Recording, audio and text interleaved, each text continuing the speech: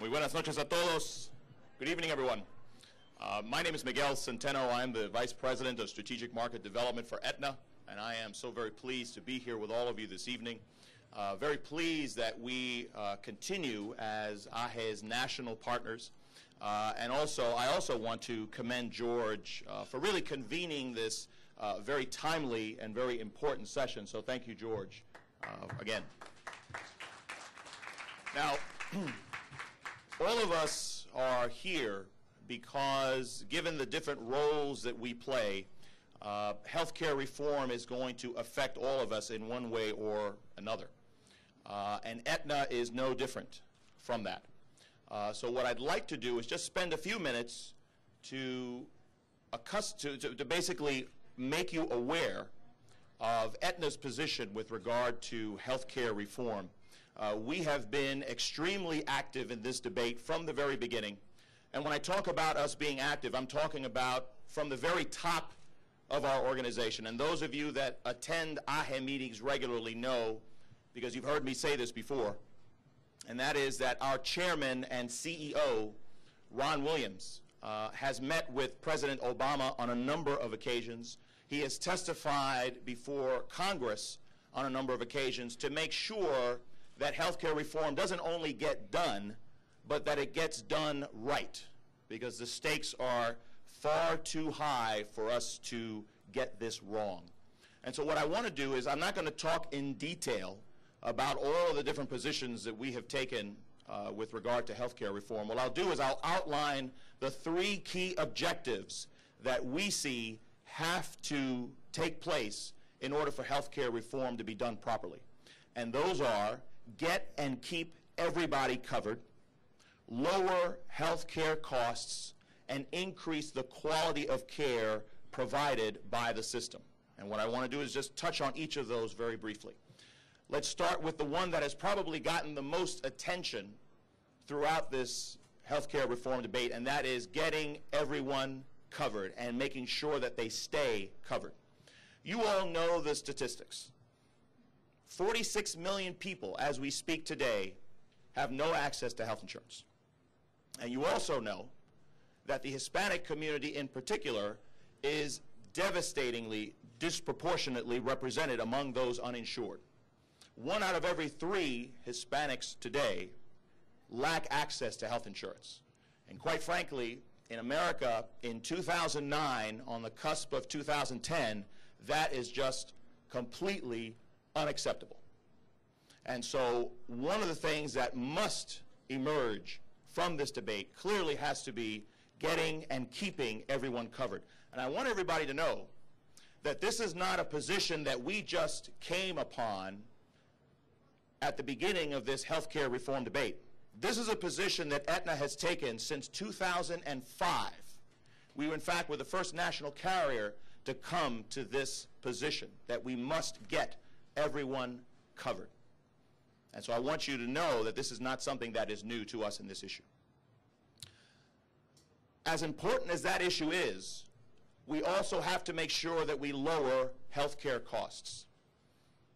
This year, 2009, we will spend $2.5 trillion on healthcare. $2.5 trillion. That is about 16% of our gross domestic product as a country, I should say. That roughly is the GDP, the gross domestic product, of all of Germany and all of England. That is unsustainable. In fact, that $2.5 trillion that we spend on healthcare is more than we spend on food. We spend more on healthcare in this country than we eat. And I don't think anyone in this room needs convincing that increasing the spend has not improved the quality of care. So just spending more money is not the answer. And the problem is that unless we address this issue now, it's only going to get worse. By 2018, the projections are that we'll spend more than $4 trillion a year on health care. By then, it'll be about 20% of our gross domestic product. So on an economic basis, we can't have any one item taking up 20% of our gross domestic product. It's just unsustainable. The other problem with increasing healthcare costs is that it then makes it nearly impossible for us to provide healthcare affordably to everyone. Because one of the misconceptions that people have is that healthcare premiums are what's driving healthcare costs. But in fact, it's just the opposite. It's healthcare costs that are driving the increase in premiums. So we've got to get a handle on that. One of the things that we can do is to reduce the waste in the system. About $1 trillion a year is spent on waste, things that don't do anything to improve the outcomes that people have in healthcare. So we've got to get rid of the waste. We've also got to invest more in health information technology so that we can use the dollars more efficiently. And Aetna, again, has taken a leading position in that. We have spent, of our own money, nearly $2 billion since 2005 to make sure that our members have access to the latest health information technology. And then the final piece, we've talked about getting everybody covered, lowering healthcare costs. We've also got to improve the quality of care. If we do the first two things, we'll lay the foundation for increasing the quality of care. But it's not enough. We also have to reorient the system more toward prevention and wellness and away from just treating disease.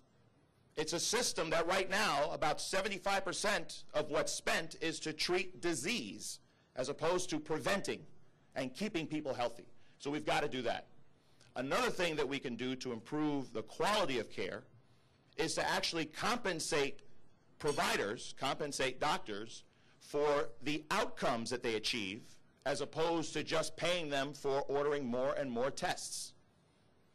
So these are the kinds of things that we advocate to make sure that we achieve those three objectives: get and keep everybody covered, lower healthcare costs, increase the quality of care provided. Now, this is an issue that's going to be with us for quite some time. It doesn't end when the president finally signs a bill into law, because George alluded to this. After that, then you talk about the implementation process. So this is going to be with us for a while. And what I can assure all of you is that we are committed to making sure that this gets done and this gets done right.